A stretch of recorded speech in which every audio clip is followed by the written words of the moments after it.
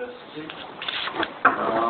He's been a visiting fellow in the program of literature at Duke University, North Carolina. Our guest in 2 weeks' time, our next guest, also will be coming from Duke University, North Carolina, Robin Wigman. And he's also been a visiting fellow in the Faculty of English Language and Literature at the University of Oxford.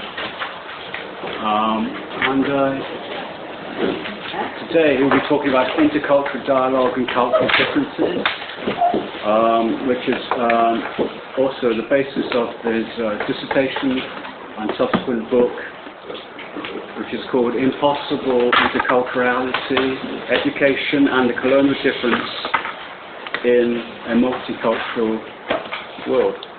Okay, so, welcome. Thank you very much, and thank you all for being here and for having me and allowing me to come here and talk to you for a short while this afternoon. Just as Ian said, the talk I will be giving today is largely based on this book, which was also my dissertation, and it is actually free to download online. So if you just Google the title, you can download the book.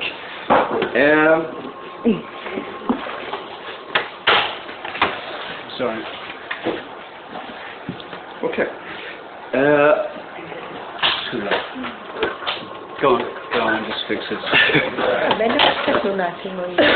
think it's fine, isn't it? Yeah. Not the full book that was downloaded. It's actually the certain case studies within it have been published as articles, so they are not included. But I'll come back to that in just a brief moment. So I would also like to say before I begin that I come from a tradition. When you do presentations, a very boring tradition, because if you're supposed to be serious, you're supposed to have written a certain paper that you read, and using a PowerPoint is not really included within that tradition. So and myself, I actually hate when people have papers and then read them, but I'm going to do that. But I'm going to begin with giving a short summary of what I'm going to talk about, so you know what I'll be talking about. And then I'm going to give like a certain perhaps a little bit more of in-depth, but still kind of loosely based on the dissertation or the book within the talk, where I try to go in a little bit more into depth about the arguments that I will be pursuing.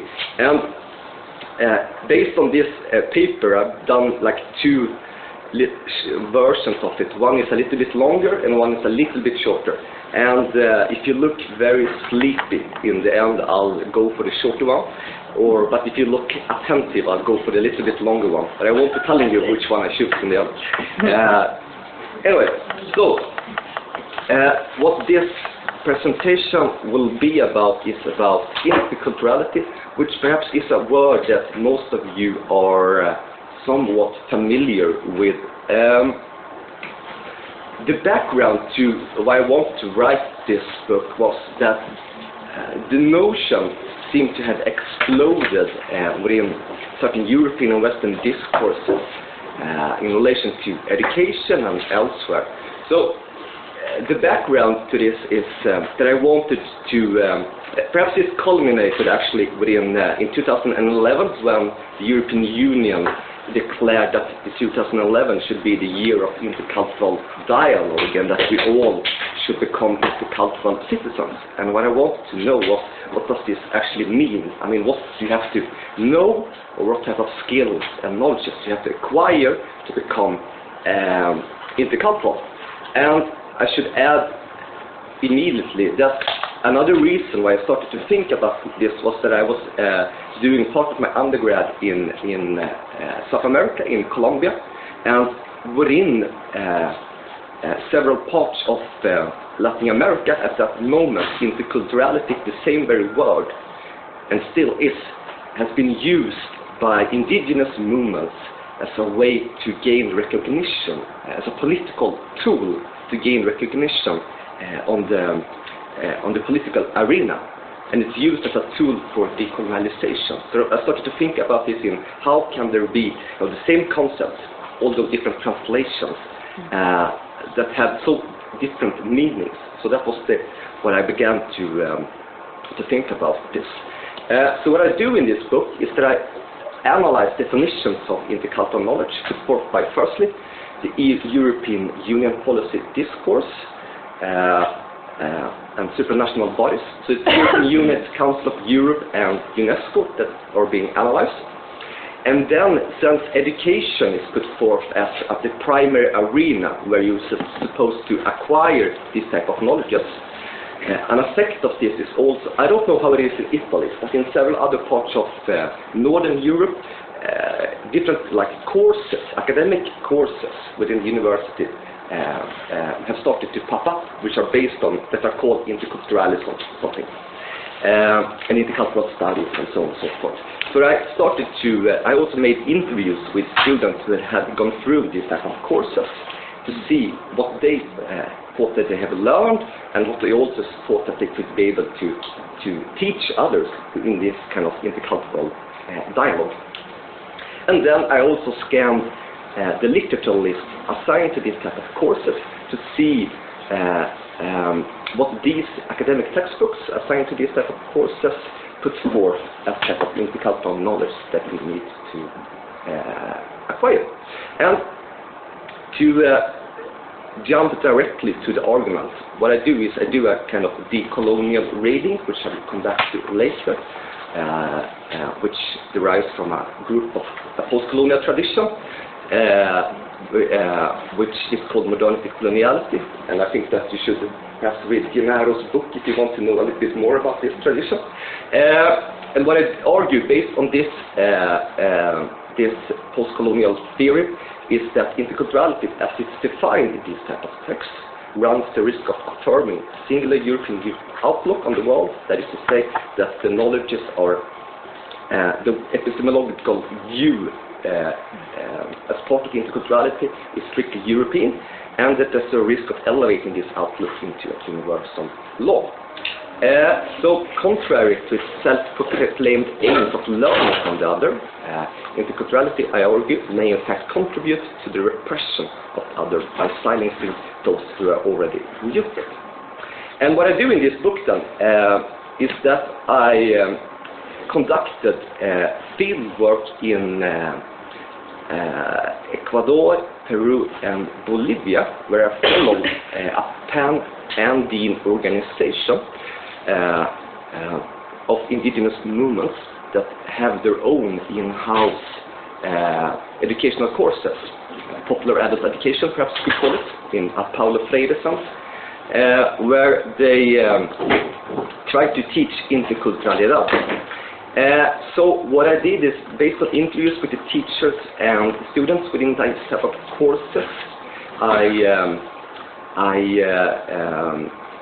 brought in this concept of interculturalidad into the analysis. And this concept then has certain has its roots within particularity and the strong reverberations of the historical experience of colonialism. And I, through this concept, try to explore the possibility of decentering the discourse of interculturality and its Eurocentric outlook.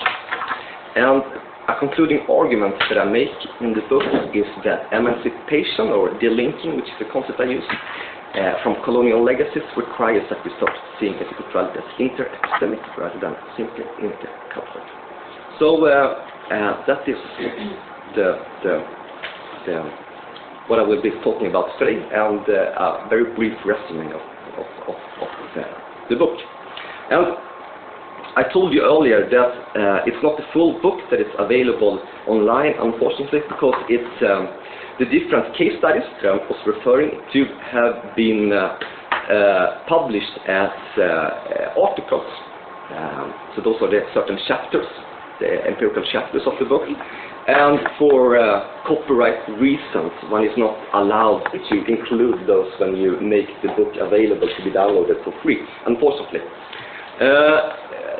So this is where they have been published, these essays. And if you're interested in reading them, and if you cannot acquire them, you can just send me an email and I'll send them to you. And the first one is the one where I analyze European Union policy documents to see who are part of the we of this intercultural, because when the European Union discusses the concept of interculturality, they also try to put forth an identity for itself.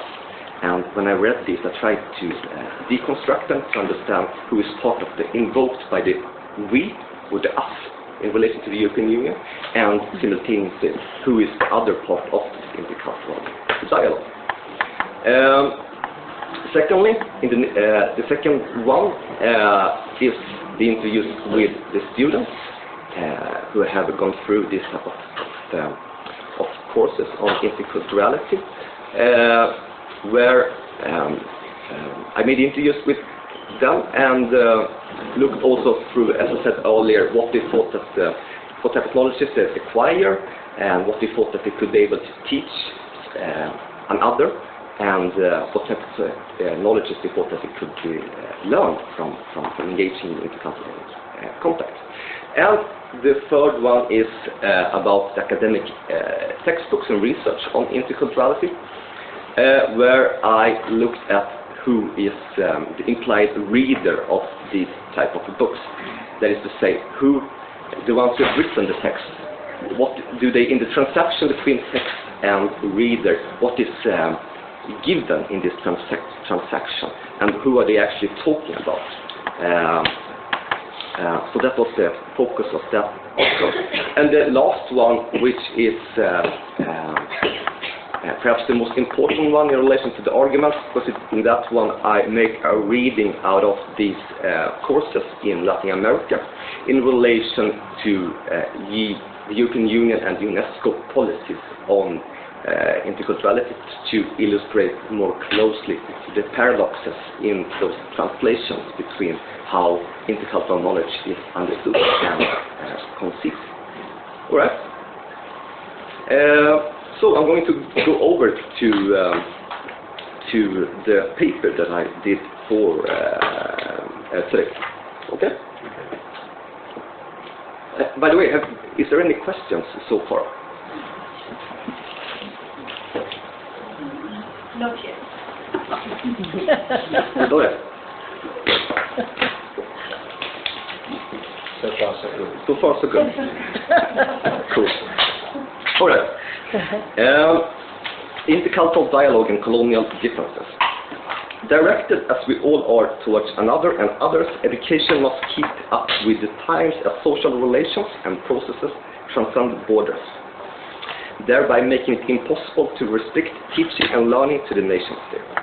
As keeping cultures neatly hived off from each other no longer seems to be a serious option, it is now a proliferation of interculturality in education, a paradigm whose global relevance reveals itself in public policy, anti-discriminatory and anti-racist intervention.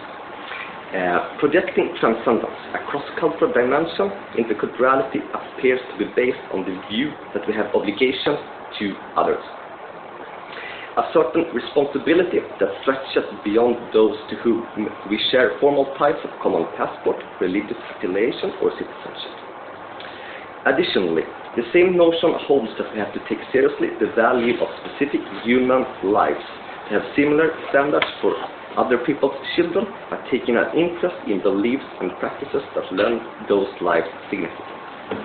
According to its advocates, interculturality can provide the basis for new democratic projects working for the mutual thriving of all humanity.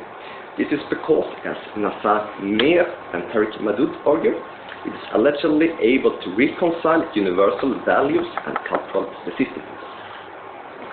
According to UNESCO, education is the primary arena for understanding interculturality and generating the skills necessary for everyone living in today's culturally diverse and globalized world. And I quote, "Intercultural education provides all learners with cultural knowledge, attitudes and skills that enable them to contribute to respect, understanding and solidarity among individuals, ethnic, social, cultural and religious groups and nations." In viewing education as an instrument for interculturality, however, there is a tendency to read interculturality as a problem of knowledge. That is to say, interculturality is often framed in educational terms as what we need to know in order to eradicate the borders between us. Thus, the question of interculturality gets rooted along an epistemological path. Determining what constitutes the right kind of knowledge now becomes highly significant to teaching and learning, since the basic premise of such a stance is that the more we know about them, the easier it is for us to approach them, to respond to them, to integrate them. While the focus, inevitably, is on the other as the object of our knowledge, it must be remembered that knowledge from this point of view is conceived as available to everybody, everywhere, regardless of place of birth, skin color, belief, educational trajectory, sex and sexuality. Against this background, what I will do here today is to discuss what constitutes such allegedly intercultural knowledge. What does one need to know in order to become intercultural? Treating the issue of what it means to be intercultural as an open-ended question, an inquiry into a concept that is epistemologically loaded in many ways, seems inevitable given the broad range of debates on interculturality, spanning from peace studies to translation theory and from multicultural policymaking to teacher training. And that is what I do in this different article. Even if interculturality acts as...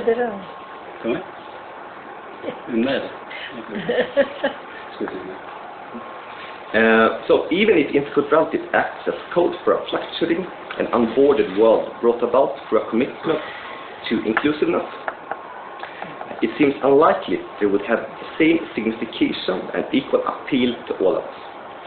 Essentially, it begs the question of whether it's possible to have respect for the many faces of humanity, while at the same time expecting everyone to become intercultural in a particular prescribed way.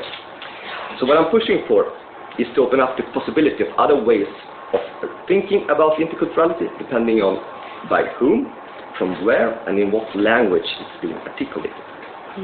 Moreover, this also entails contemplating the ways in which otherness is defined and how engagement with authority leaves intact or challenges the very differences that categorize the other as other. So, in taking hierarchies within epistemologies as a point of entry, I seek to wean interculturality from its comfort zone of flat substitutability between sameness and otherness, by pressing the question of what determines the culturally different in the light of Europe's colonial past. Given the significance of historical factors informing ethnic, racial and cultural relations, what must be taken into consideration are the structural as well as wider social, political and economic forces at work in all cultural relations. If social relations are not necessarily ordered in similar ways worldwide, but always in ways that ensure that someone are elevated in comparison to others, it seems plausible to confront that interculturality is charged with different meanings and contents depending on the enunciator's outlook on the world. After all, authority implies alteration, and it's unlikely that a theory, a methodology, or even a technique will be appropriate in different cultural circumstances without itself undergoing radical modifications. So, as I said earlier, what I will argue is that the act of translating interculturality into interculturalidad, the South American version, in some regions of the world is more than a shift of semantic content between English and Spanish. For indigenous movements in the Andes, interculturalidad relies on another logic, another rationality that in certain respects sets it apart from interculturality.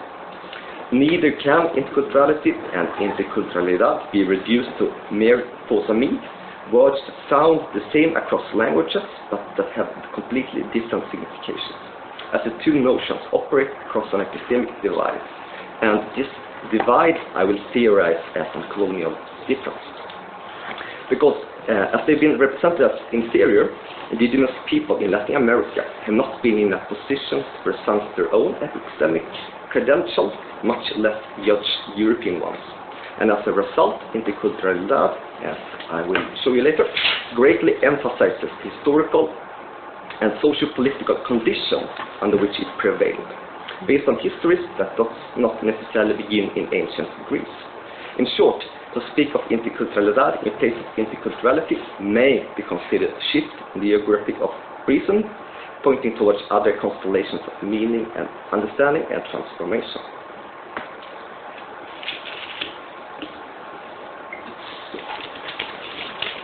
So let me give just a brief background to the concept of interculturalidad. And the part of the official state discourse in Bolivia now dates back to 2005 when Evo Morales was elected Bolivia's first president of indigenous region. And in his first speech before the Congress in La Paz, he declared that the indigenous communities, which are the majority of the Bolivian population, have historically been marginalized, humiliated, despised, doomed to extinction. But today, he continued, begins the new era for the originary peoples of this world, a new life in which we search for equality and justice, a new millennium. And as part of these changes that the Morales government have done, interculturality is a central concept. But the concept itself has been on the agenda of indigenous organizations since roughly the early 1990s, where, for instance, Federación Nacional de Organizaciones Campesinas, Indígenas y Negras define the principles of interculturalidad as respect for the diversity of indigenous peoples, but also a demand for unity in order to transform the present structures of society, which they argue have been preserved from the time when an alien power established itself as ruler, imposed its own laws and educational system. However, it was not until Morales took office that interculturalidad became a significant state discourse, as it historically had been for indigenous movements in their efforts towards decolonization. So, on a rhetorical level then, interculturalidad gains its legitimacy by invoking the past as a reason for another future beyond the logics of modernity that have concealed histories, repressed subjectivities, sub-organized knowledge systems, and silenced languages. According to Morales, the best way to decolonize Bolivia is to recover our culture and ways of living. And this conveys a certain understanding of how Bolivia, as any other part of the region, has always been multicultural, but represented as monocultural by the Spanish rulers and later the Creole elites. So, subsequently, interculturalidad is intertwined with an act of restorative justice for the ways in which the nation state for centuries has turned indigenous populations into its blind spot. Against such background of historical circumstances that continue to inform the present, interculturalidad seems to mark a movement towards a future articulated from the perspective of Aymara, Quechua, and other languages subjugated by Spanish, led by indigenous needs and principles of knowledge. So, interculturalidad does not refer to the universality of a certain phenomenon. On the contrary, it denotes the singularity of the perspective from which cultural encounters, epistemic, political, ethical, are conceived. So, based on these two understandings, we can go on to establish that although these two concepts, interculturalidad and interculturality, are each other's equivalent in respective language schema, in Spanish and English, they are quite different. And especially if we just focus on the medium of language, which makes the contradictions between the two even more apparent. Because when the European Union talks about interculturality as a political project that characterizes the founding of the Union and it adds with its rich cultural and linguistic diversity, and I quote, which is inspiring and has inspired many countries across the world, and I quote, indigenous movements target the colonially imposed structures of society that has delegitimized and muted the knowledge system and languages. Because one of them, the European Union, ascribes importance to local languages that became global through colonialism, which of course is not mentioned when you read European policies, that's how European languages became global. While for the others, those very languages echo the imperial order that intercultural is an attempt to overcome. So in some, the diverse people, geographies, and political histories invoked by interculturality are linked to intercultural via Europe's colonial past. And a brief comment on the theory. The concept I used to describe this hierarchy between the two forms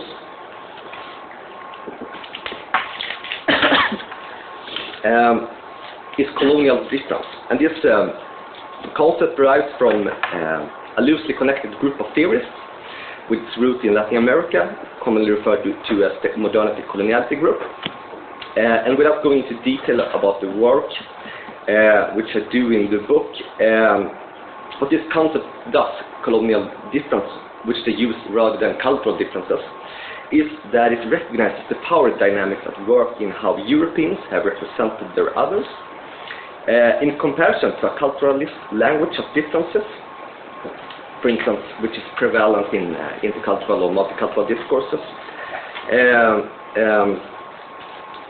to frame certain intersubjective relations in terms of a colonial difference is to acknowledge, according to them, that social classifications of race, ethnicity, and even culture are not horizontal but vertical. So, notwithstanding such taxonomies, reading affirmations of difference in intercultural discourses as colonial rather than culture is a way to break out from the logic of the same, in which the non-European is depicted as existing on the same historical trajectory, but further behind, the knowledge systems subject to the same standards, but less developed. So, the colonial difference calls into question the process through which the world became unthinkable beyond Western epistemology. Put differently, the colonial difference marks the limits of knowledge production, unless modern epistemology has been exported important to those areas of the world where thinking, according to Walter Mignolo, who is one of the prime theorists of this group, where thinking has been imagined as impossible. And at the same time, to use the colonial difference is also a source of critical knowledge, because it can also reveal where different paradigms are in conflict with each other, as I argue is in the case with interculturality and interculturalidad. And what it does is that it can reveal that any knowledge is attached to a certain local history, no matter its status. And it's this organization of time and space that fuels the necessity of critiquing the inability of Western epistemology to acknowledge its role in colonial expansion, without which it seems plausible that it would not have gained its degree of universality.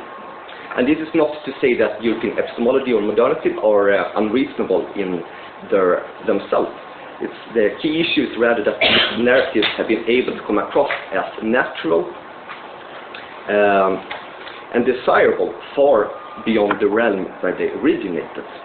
And to disregard the fact that knowledge or modernity is a product of a certain particular place, a particular time, and by particular people, also entails at the same time, which is the problem, a denial of those social, historical, and geographical circumstances that produce them, which implies a denial at the same time of the possibility that universal ideas can be realized in other times by other people in other places. And I think perhaps a good, very easy illustration of this is to try and think, for instance, of the Inca Empire and try to describe this government or how it was governed without using a concept of government, which derives from music. And the difficulties, or actually the almost impossibilities to do this, perhaps illustrates how strong the strong hold that this has around us.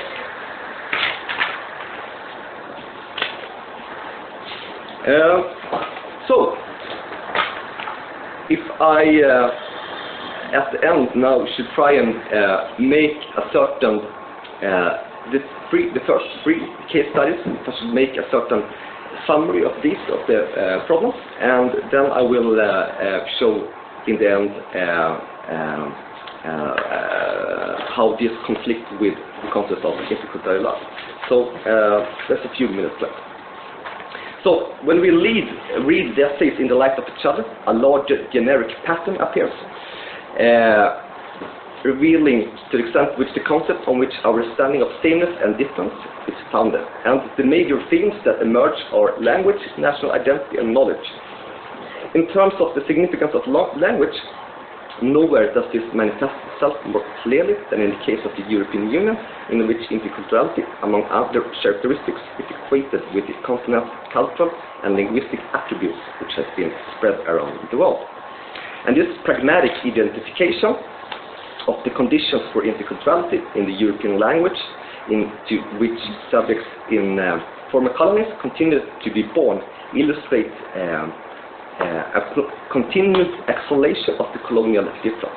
In such rewritten, or perhaps should we say whitewashed, version of the colonial archive, historical tools of oppression are transformed into convenient channels of communication in the present that paradoxically enforce continued dependence on an imperial legacy in the form of a subtle imperative to mold linguistic apparatus in accordance with the European frame of reference.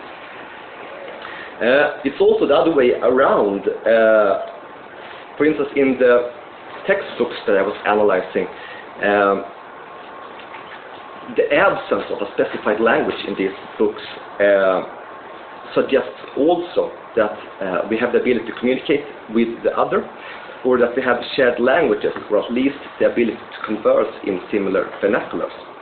The absence of translation within this literature, from the communicative act privilege the presence of the written language in which the books under scrutiny were composed. Language then seems to be the basis of the affiliation that the text holds out to a fifth reader. It's the choice of language that ensures that the words reach the proper adequacy, the invoked subject of interculturality. So, among the manifold of possible reasons for the linguistic dimension of interculturality having failed to become a regular topic of discussion, is the likelihood that the textbooks scrutinized here have been produced under the assumption either that the migrant who has settled within the nation will eventually have to learn a dominant local tongue, or that the implied reader already has the linguistic tools shared by a sufficient portion of the world's population through the growing power of English as a global lingua franca. This is a point that is indeed broadened by the European Union to other colonial languages, whose metropole and periphery are geographically distant but politically integrated. Languages in which the very act of speaking is a continuous reminder of the imperial legacy the post-colonial subject carries with it.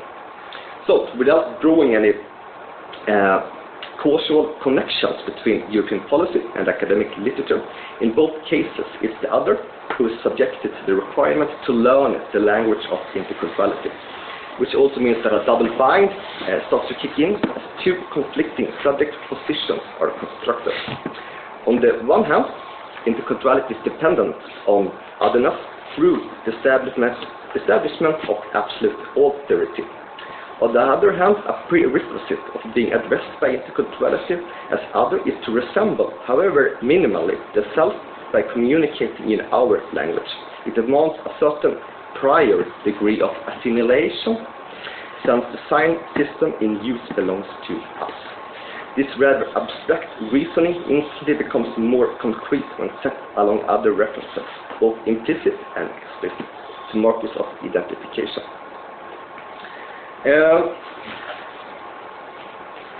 For instance, among the students that was interviewed, a dominant reason for engaging with interculturality was to have meaningful interaction with people in other parts of the world. But it was also seen as necessary due to the alleged change in the demographic makeup in their own backyards. The fact that Sweden, according to them, has become multicultural. Or, to paraphrase the literature, that it's no longer about Sweden in the world, but also the world in Sweden. And the European Union provides similar arguments that the continent and this is a primary reason for why we have to become intercultural, and that is that the continent has attracted migrants from across the globe as an underlying, and this is the underlying motive for its focus on interculturality in policy. What these statements do then is that they reflect a certain perspective on part of the implied reader to whom the written as well as the verbal text reach out. By speaking in terms of us, while simultaneously pointing out another group, that group is placed outside the collective we. And I may add, though, that defining cultural origins along national lines may or may not be a simple baseline for explicating sameness and difference. A certain idea of pedagogical convenience may even be embedded in such methods of reasoning. This tendency, however, carries with it a risk, the presumption of essence. In such a view, the nation, even the regions or the continent, is presumed to form a given identities with fixed rather than porous boundaries.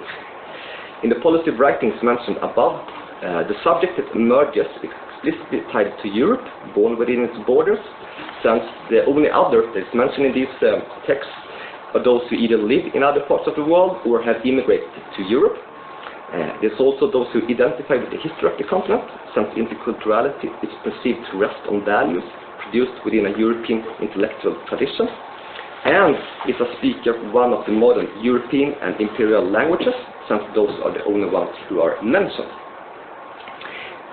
In reference to the European Union's previous attempts to call forth a collective sense of identity amongst people in the member states, a friend and colleague of mine called Pio Hansen has convincingly summed up this point by underscoring the fact that to be fully included in a European identity are only those who fully, and I quote, are only those who fully embody the history, the roots, the cultural tradition, the Christian civilization, and who can take pride in the colonial era and of quotation.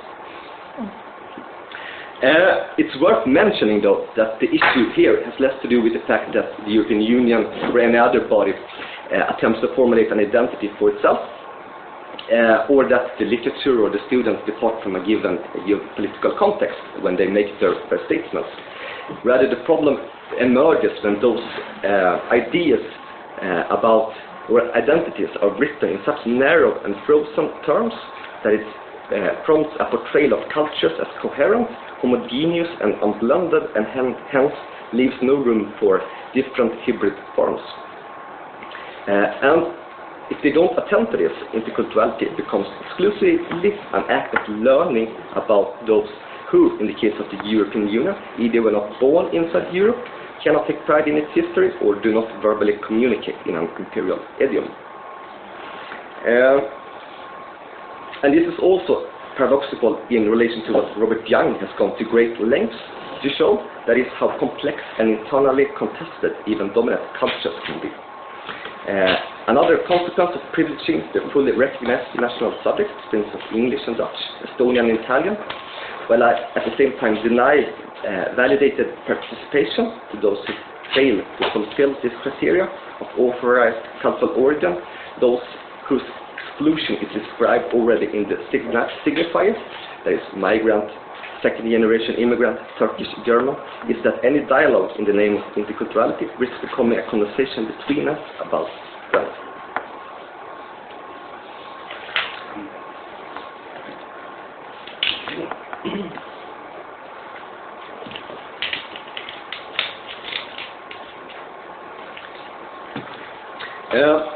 Let me go over to the concept of interculturality just finally.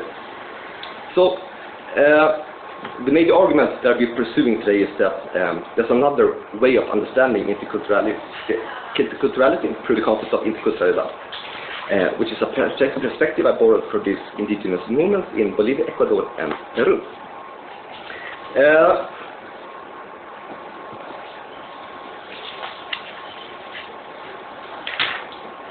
And what I am criticizing here is, when I'm making use of the European Union as a single example of a broader pattern, is the tendency to ignore, when they speak of their languages, the colonial wound, by dismissing the weight that certain languages carry in the memory and in the knowledges of people inhabiting that particular language in other parts of the world.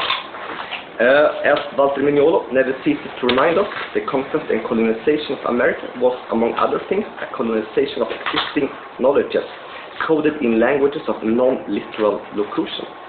Consequently, intercultural is a perspective grounded in the memory of past representations of the world. For example, Aymara or Quechua were replaced by civilizing Spanish representation as America was inscribed onto European maps.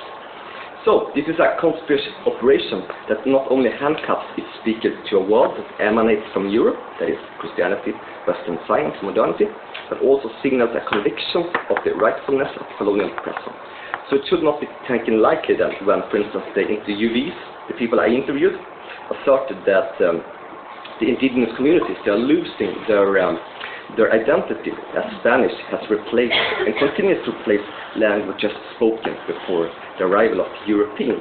So one central argument for interculturalidad is that they're supposed to have education in their own languages.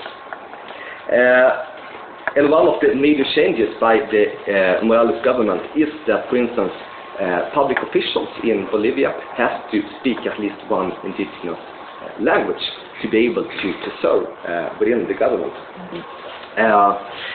Which is a bit paradoxical since Evo Morales himself doesn't know any other language than Spanish.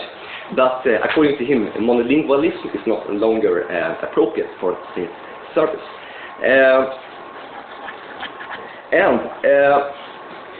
Perhaps it's also important to point out the limitations and downside of any type of identity politics, mobilizing articulations of we, as in the case of interculturalidad. But it must also be remembered that that stance, generally speaking, is enabled by a privileged position, whereas for those for whom colonial legacies are real, they are more logically, historically, and emotionally inclined than others to theorize the past in terms of coloniality. And I guess this background and of the relation to epistemic violence of coloniality, you're pretty familiar, I'm sure, with the concept of strategic essentialism that Beatrice Spivak has introduced, which has the purpose of allowing subordinated groups to speak back to imperial powers based on promoting their own agendas. However, Spivak has lamented in retrospect that the strategic dimension tends to be forgotten of the notion, and she's tried to withdraw it. But although evaluating what is and is not purely essentialist in this type of reasonings regarding interculturalidad may seem premature at the present time, this does not, however, limit our ability to comprehend that grounding essentialism in indigenous languages, strategically or not, may be indispensable in order to emancipate from what Arturo Escobar has called the monocultural, monoepistemic, and uninational state.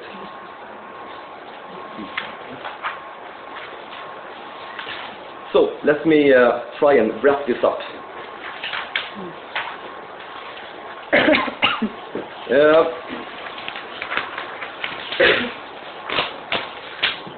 So this is what I've given you are only a few of the many examples that is part of this argumentation here. But just briefly, what I have tried to do today is to highlight a tendency to overlook the fact when interculturality is exported to places whose experiences do not correspond or correspond only partly to the framework of knowledge within which the notion is produced. The other side of modernity reveals itself, that is coloniality, which has historically hidden, silenced, and forced itself upon non-European cultures. These non-European locations that have been classified in imperial epistemology as non-places, the places of the barbarians, the inferiors, the primitives, who had to learn to think through modern European imperial languages. So, in comparison to interculturality, to speak of interculturalidad is just to emphasize the colonial difference. A difference is also a source of critical knowledge with the potential of de-linking as it makes visible coexisting paradigms of thought that have been silenced and disavowed. More precisely, to emancipate or de-link means to construct, alter, and spread knowledge that is not dependent on the epistemology of European modernity. That is, the models and the problems of the West but that, on the contrary, responds to the need of the colonial difference. In short, the notion of interculturality overlooks relations of power, while the concept of interculturality is explicitly based on colonial power differentials. And I also thought about what can we learn from this concept of interculturality. And if we put it to use, for instance, in intercultural education, I think this can help us hold off the impulse to believe that we, as individuals or collectives here in Europe, always know better than them, and also to recognize our own privileges of possessing dominant categories of thought by means which others and the rest of the world can be described, classified, and educated. I think part of this challenge is to think seriously about Damascus, La Paz, or Port-au-Prince, not only New York, Oxford, or Paris as possible sites of knowledge. As seen perhaps in these glimpses through this very brief presentation, there is much to learn in the world from those who have been reduced to invincibility and silenced by the dual process of modernity and coloniality. And I think that in short, and perhaps a little bit of a crude terms, I think that interculturality may be able to curb the urban universalizing arrogance of interculturality, while offering the potential and underlying the necessity to start seeing interculturality as inter-epistemic rather than simply intercultural. And this means, just finally, that at the interface between different knowledge systems, inter-epistemic dialogue involves understanding the socio-historical power relations that imbue knowledge production. Accordingly, to invoke different frameworks of knowledge implies that inter-epistemic dialogue is not limited to simply understanding otherness, but can recognize agency in the other, can learn from rather than merely learning about. An important distinction: learn from rather than merely learning about. Thus, to make interculturality inter-epistemic is to acknowledge that a decolonized intercultural dialogue is not to speak the same logic in different vernaculars, but different logics put in collaborative discussion. Against the background of the inseparable legacy of imperialism, what I've sought to underscore is that an epistemic dialogue remains impossible whenever a local history is given a global reach, and a singularity is elevated to a universal law. Thank you for listening. Thank you.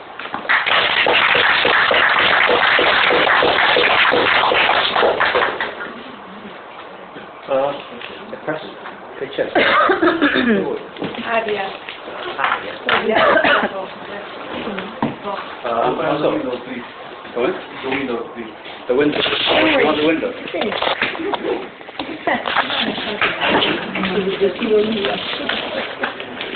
Thank you. Thank you. So, who can authorize this word instead of talking about it? And the other curiosity is what kind of text did you analyze in your examination of the different routes that a different education could take to be intercultural? What kind of text, like maybe a university program? You mean the textbooks analyzed? Yes. Yeah. What kind of textbooks? I'm just, interested in the specific examples that you can offer. Those are two very good questions. The first one, who can use interculturality? That's also, of course, a very what you're touching upon is, of course, a very problematic issue in relation. A very problematic issue in this book as well, in the sense of that it's inevitable that when I use it interculturality as a way to illustrate the kind of universalizing tendencies of interculturality by bringing in something outside of the Western world, I'm also part of a problem, of course, that I use indigenous sources which I translate into an academic idiom of high theory, and this of course naturally has comes with a knocking echo of how white Westerners have through centuries gone to other parts of the world and done the same thing. And I don't think this.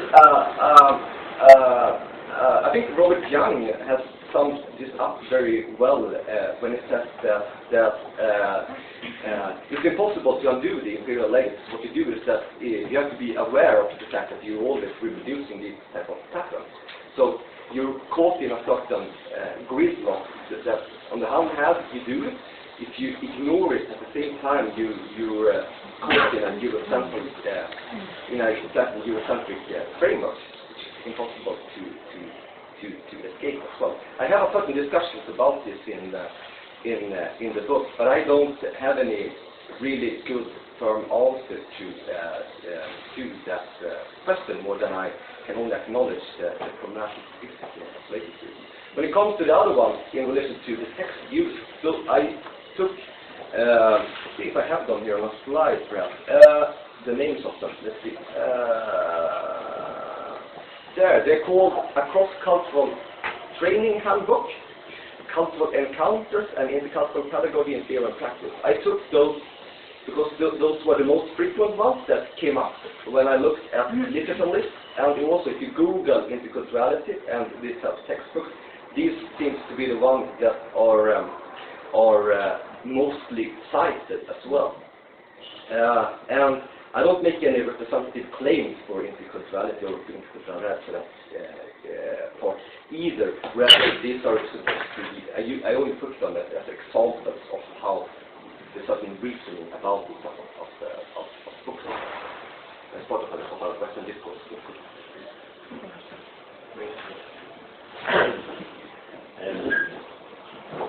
Thanks for your talk.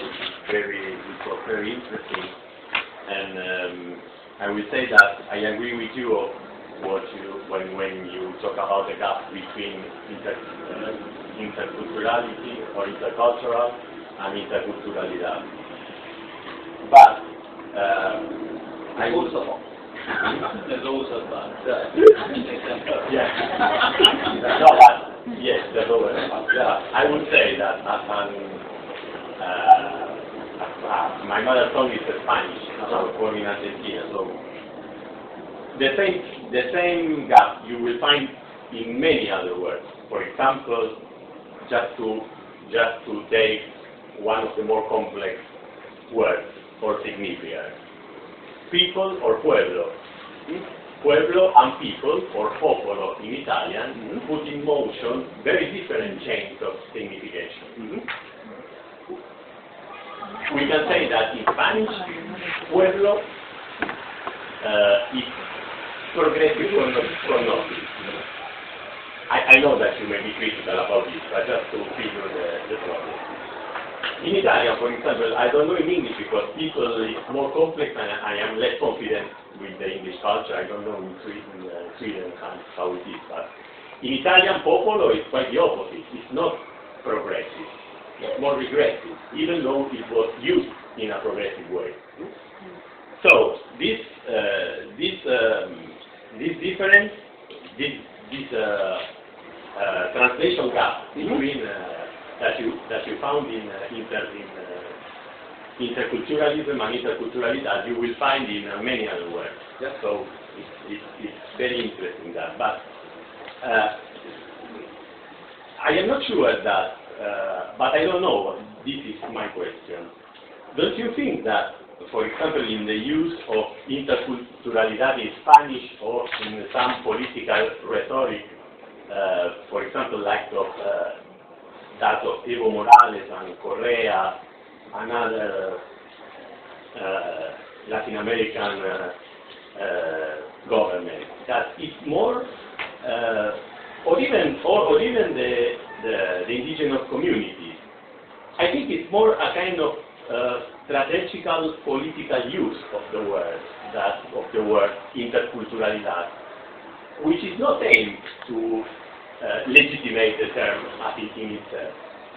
I don't know. This may be because if you give a look to the history of the indigenous struggle in Latin America in the 60s and the 70s, they use another kind of Western word translated into their own cultural language to conquest some rights and resources to keep their identity and their land and that. But it wasn't. I don't know. There weren't strategies to legitimate the term, to build an alternative meaning of intercultural. This is my first question. The second one is more theoretical, but I don't know if it's more a reflection than a question. But I would like to know your point of view about this. You said that the decolonial group is more, how do you say, more attentive to the local universal meaning of indigenous culture than maybe, I don't know if you were thinking about the post-colonial look, the post-colonial gaze, because they used to, as far as I know, the decolonial group used to emphasize this aspect. We look more inside the indigenous culture than post-colonialism did. But I think this is not true, because if you, for example, but it's not to defend one against the other. It's just to think about this. If you see, for example, or if you give a look to the way in which many authors, we can say post-colonial authors, I don't know if they would define themselves as post-colonial. Many times, for example, of the black American culture, vernacular culture, music, like jazz or film, or also the language, they do the same thing. So it's not true that only them are looking for a kind of local universal, and that post-colonial is more centered on, I don't know, the Western Academy or Western Science. So I want to know if you were thinking about that when you emphasize the fact that the colonial, but you use it as a resource, not to your work. If you were thinking about this difference between decolonial and post-colonial. I cannot really remember when I said that, but it's a very good question, and of course, I mean, it's a very internal debate, and I mean, and feel free to jump in there. But it's since you studied it, but it's to my, I tend to find it to be a way for the modern coloniality group. Perhaps there's a certain tendency to try and, to legitimize what they're doing and to separate. It's part of like identity politics, internal identity politics. Because, I mean, if you look at the way they are, their way of theoretical schema. If you take Bartolomeo example, I mean, it's extremely apparent that it's influenced by Foucault. But of course he would never admit that. That would imply that because part of his criticism against post-colonial studies is that they are relying on Marxists and on post-structuralism of modern thought and so on and so forth. But I mean, if you look closer, if you scrutinize his theoretical apparatus, I mean, you notice that it's certain central aspects are direct translations from French to real world of what, but with an interest of what principles of Foucault. Yeah, I don't know.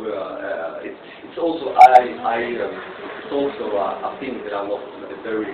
It's more of a. It's a fair.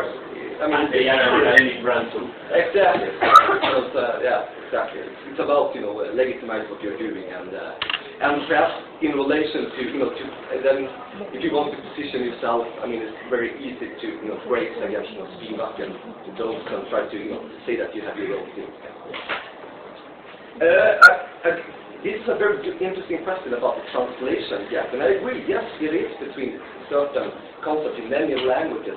But what I tried to do here is perhaps more focus on what I call, because there may be a certain difference between people and people, of course.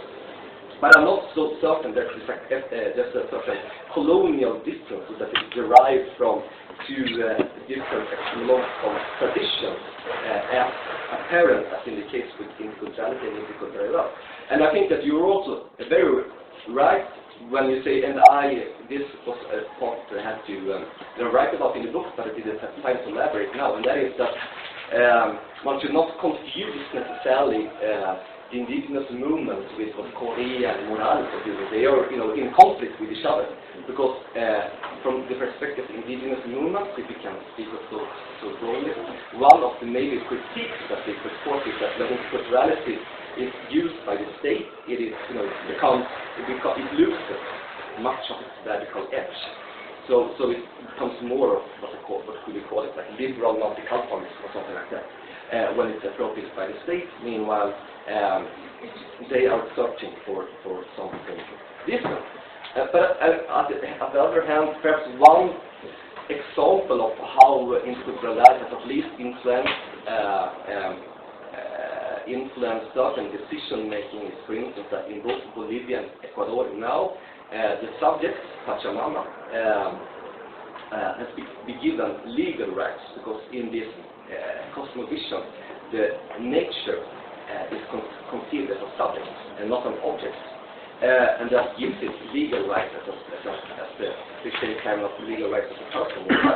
And this is also another thing why they discuss modernity, because within this tradition, for instance, a capitalist logic lacks a reference, in the sense of that within the essential land is a subject, cannot be exploited for monetary profit or owned. It belongs to everybody and nobody, which means that there's a very strong conflict in relation to a capitalist logic that derives from the West, which here is untranslatable within this tradition.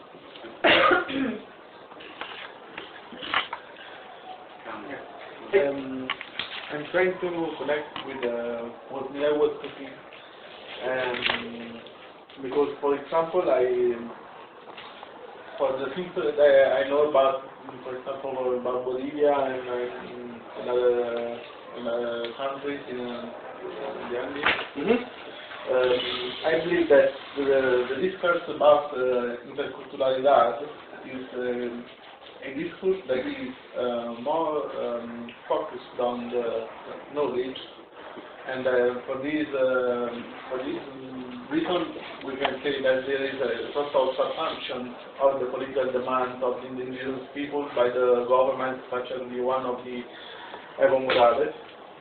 But I agree, for example, with Silvia Rivera Cosicanti when she put on a critique that this substantial of political demand can be overcame with decolonizing practices.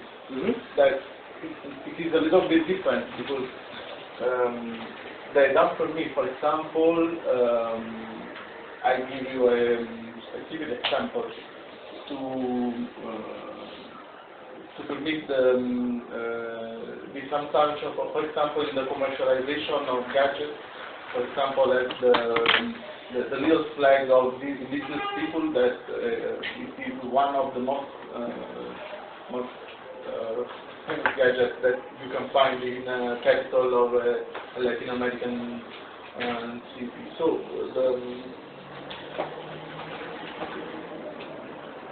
maybe if we can put this discourse about interculturality in the practices and not in the cultural dialogue and about knowledge, can, for example, highlight what for example, Morales does in his politics, because I don't remember very well the zone, but I remember that there is in the last year, for example, a political protest demonstration for the construction of a motorway, and indigenous peoples, the demands are not respected in this case, but are refined.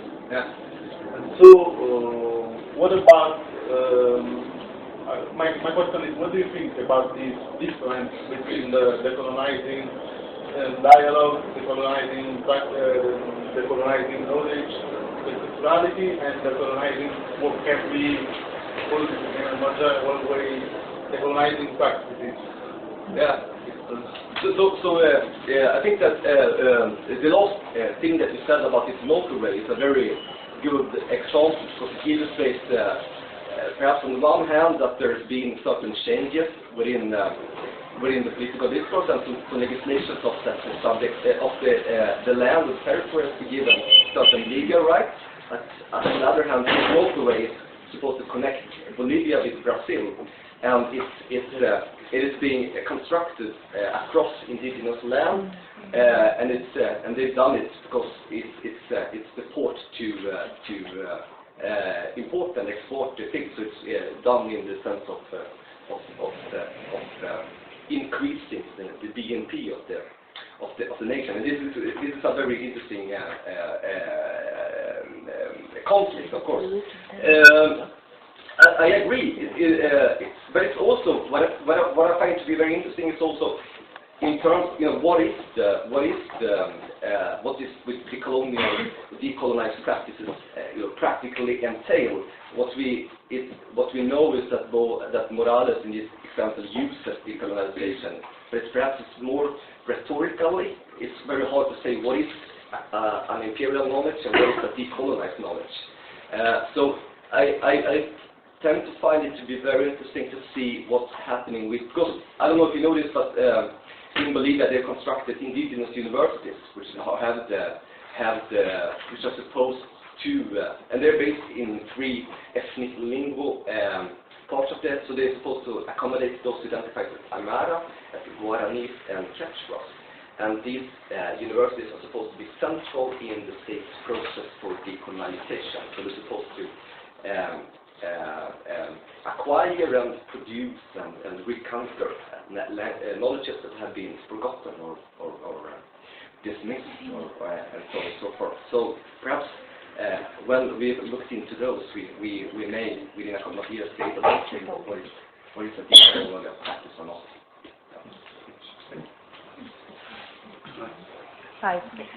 Thanks a lot for your talk. It was very interesting and challenging. I was just struck, maybe it was about, it derived from the fact that you're actually looking at official documents, right? I was struck by a certain cognitive slant to what you were talking about, terms such as language, knowledge, the epistemic. They seem to be falling on that side. There's been a kind of cognitive understanding of subjectivity, where knowledge is the first knowledge, and knowing is the first means through which subjectivity is formed. And I was wondering whether this emphasis on the cognitive has something to do with the taking up of a legacy of the Enlightenment, so thinking in terms of knowing as producing enlightenment in relation to the other, and what kind of relationship we might think about with the affective politics of migration, which are very strong.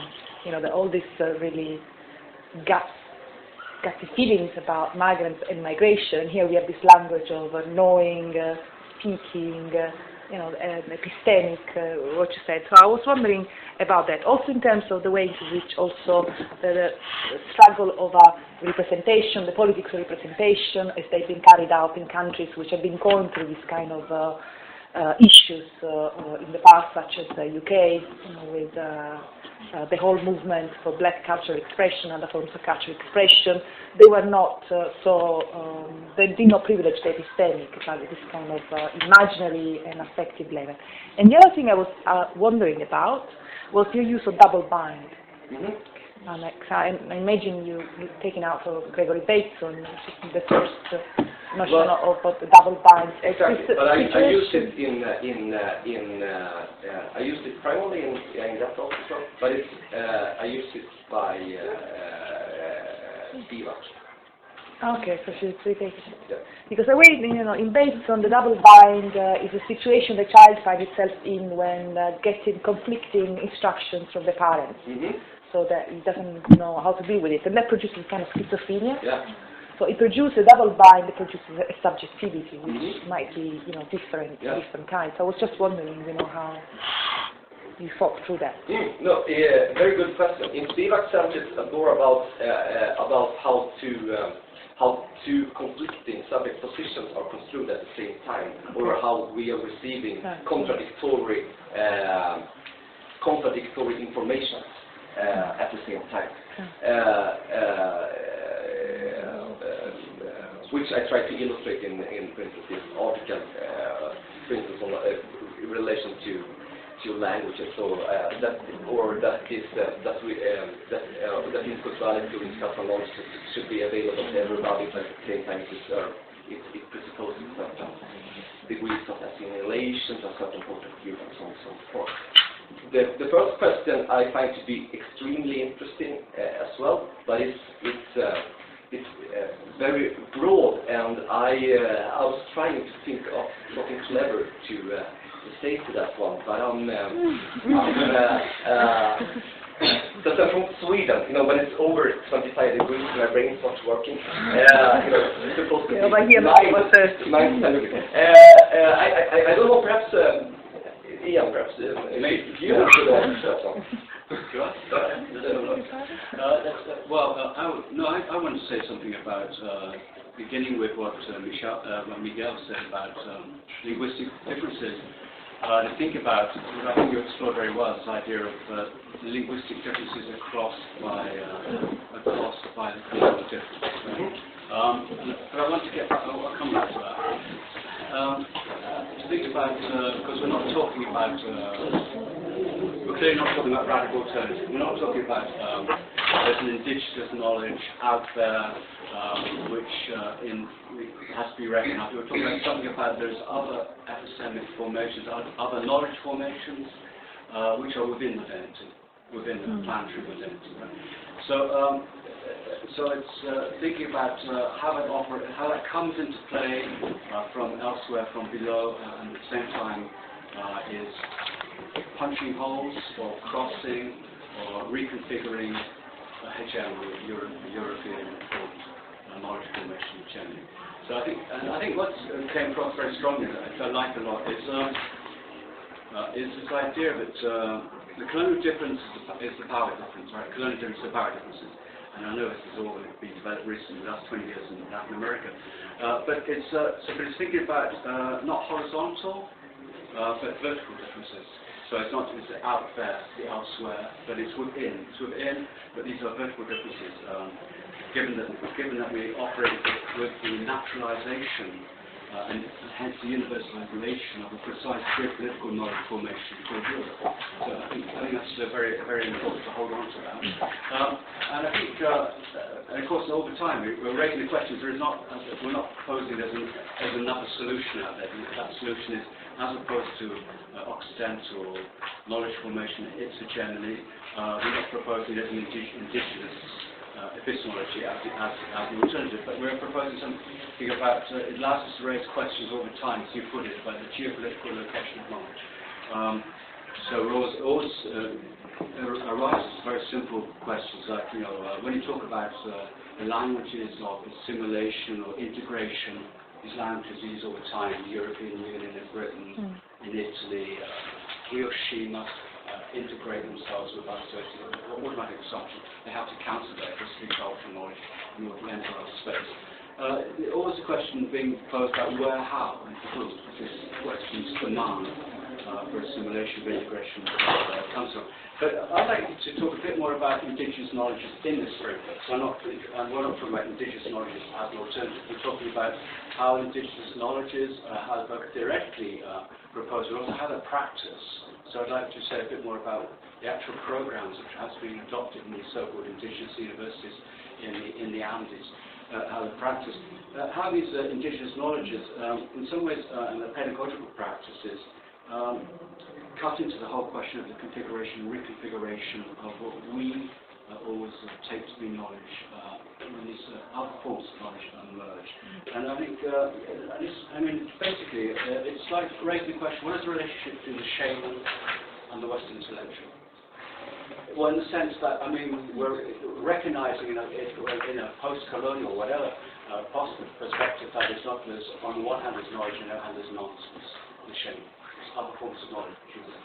So I'd like to say a bit more about how the programs are elaborating with Indigenous courses in the Indigenous universities, precisely because they're operating within a space which is, again, is subaltern, subordinated to hegemonic configuration, nation state, Russian knowledge, Spanish, etc., etc., etc.